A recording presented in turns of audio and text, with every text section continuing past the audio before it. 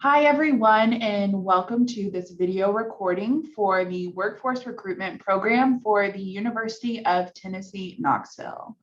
My name is Heather Hall, and I use she, her, hers pronouns, and I work in the Center for Career Development and Academic Exploration. The purpose of this recording is to tell you about this amazing opportunity called the Workforce Recruitment Program, and we are going to go ahead and get started on this presentation. So what is the Workforce Recruitment Program, or WRP? The Workforce Recruitment Program, WRP, is a recruitment and referral program that connects federal and select private sector employers nationwide with highly motivated college students and recent graduates with disabilities. So WRP is managed by the U.S. Department of Labor and the U.S. Department of Defense. The goals of the program. So our goals of WRP is to bring students with disabilities into the employment process, both through their schools and contact with WRP employers. And we're going to help college career centers and disability services offices to engage with the issue of employment for their students with disabilities, to function as a pipeline to bring new talent into the federal government and fill mission critical jobs, and to break down attitudinal barriers in the workplace.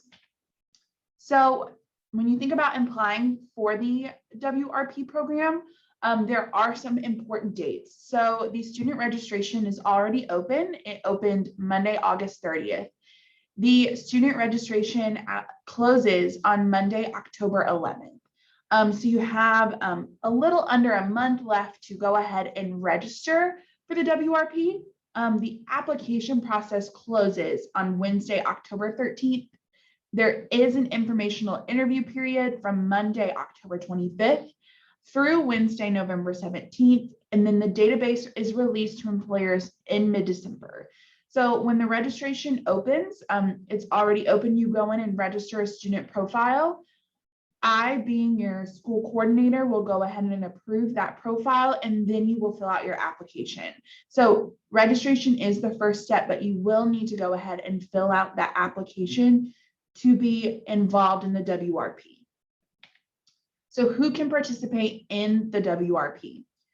Students and recent graduates with disabilities. So all applicants must be, one, eligible for a Schedule A hiring authority for persons with disabilities, and we'll get to Schedule A in a minute, and two, a U.S. citizen. So current students must be a current full-time degree seeking post-secondary, so either you're undergraduate or graduate student, unless you're taking a reduced course load due to a disability, the COVID-19 pandemic, or you're in your last term or semester. So there's a few different qualifying things. If you're not full-time, you can see those last three bullets. Segments really can help through that. And the recent graduates can also apply. So recent graduates, you must have met the preceding requirements while you were enrolled. You've graduated with a degree on or after April 1st, 2019. So what is Schedule A? Schedule A is a hiring mechanism for people with disabilities that allows them to be quickly hired into the federal workplace. So it helps improve the federal government's ability to hire and helps the federal government be a model employer. Candidates who are eligible for Schedule A are individuals with an intellectual disability, psychiatric disability, or severe physical disability. So to be hired, candidates with disabilities must be qualified for the position and provide a Schedule A letter to HR. Who can provide a Schedule A letter? A Schedule A letter is documentation that you are Schedule A eligible.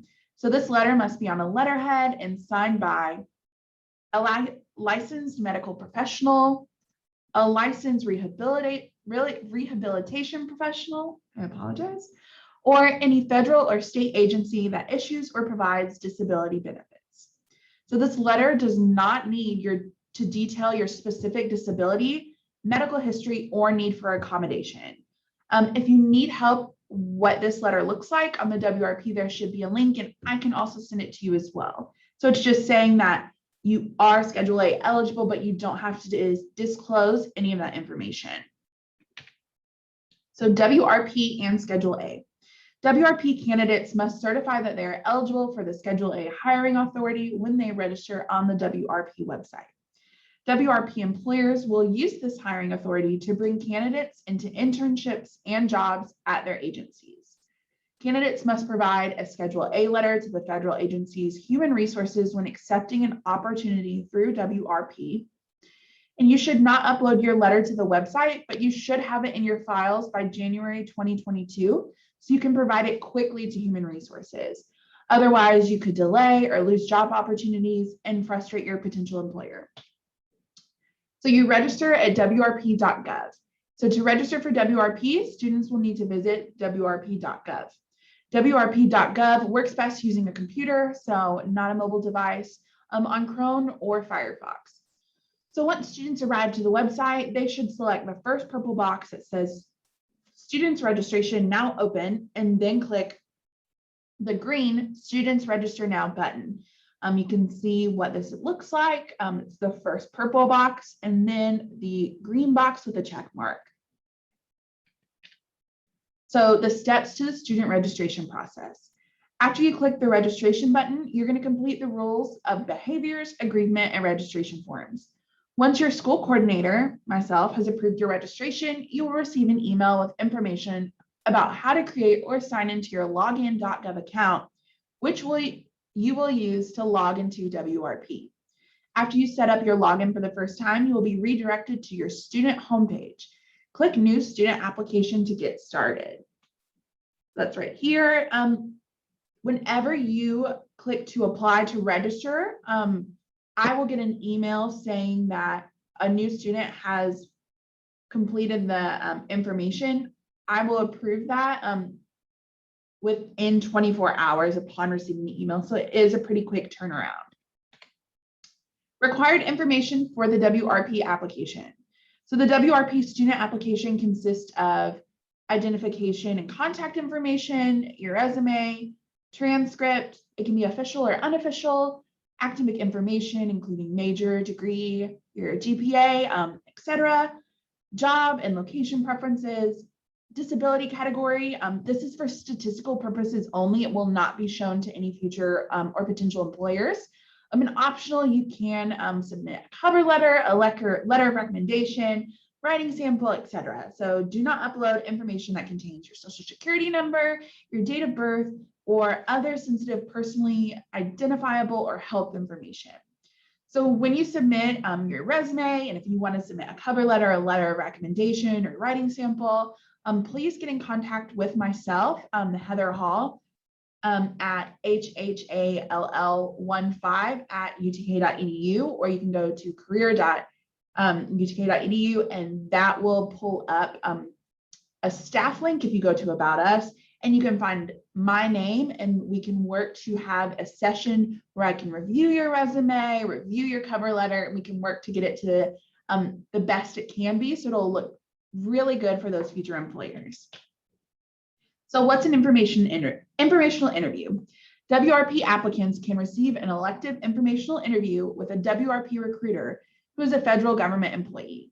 So you will have a conversation where you can ask for career advice and learn about federal service. You will discuss your resume and application, and the recruiter will provide feedbacks and general suggestions. So this is really your chance to learn and seek advice from someone in a federal career about how to succeed in your future career path. This informational interview is elective, so it is your choice, but it is really beneficial, and I would recommend taking this opportunity. So how to prepare for your interview. So I suggest to create a list of general questions, to ask your recruiter about federal service and career advice, and practice with your coordinator or a peer. So you can bring those in and we can sit down and I can help prepare you for your interview. You should review your resume with career services before uploading it to WRP. That's what I said before. So be ready to receive feedback during your interview. Be prepared to answer questions related to your academic, professional, and extracurricular experiences. Give highlights of your successes and discuss how you solve problems, and research federal career and agencies. So be aware that your recruiter may be in a different career field, so be flexible in your questions. After your interview, so WRP database is published to federal employers in December 2021. So this December, keep your WRP application and contact info up to date all year for employers. So you can edit your application and documents even after submitting. So if you get a new email address or different means of contact, please keep those updated. And please note that WRP is not a guarantee of employment, and we encourage you to pursue other avenues in addition to WRP. So it's helpful to use this process and to get another application in. So it's not a guarantee, but it does give you another opportunity to apply for some positions that you're interested in. How employers will contact you. So employers will contact candidates directly by email or phone. So neither your recruiter nor the WRP office will be tracking your application. So I won't be tracking it. Employers will talk directly to you, and they'll contact you by your email or phone number that you list. So that's why it's important to keep your contact information up to date. Employers may contact candidates about jobs as early as January, and it will continue through June for summer jobs and up to a year for permanent jobs. So just because you might not hear anything in January or February does not mean that they're not interested in you. They can contact you up to 1 year for your permanent jobs. If you are contacted with a job or interview offer, you'll get that person's contact information, ask about the location of the position, the job title, and job duties.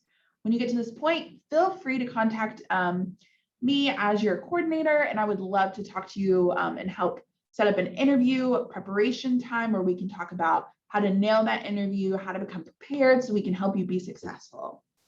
That was a lot of information and it can sound really overwhelming. So if you have any questions, please feel free to contact me at this email. And I do work in the Center for Career Development and Academic Exploration. Thank you so much for taking your time to watch this video. Again, if you have any questions, please feel free to email me at that link below. Thank you so much and go Vols.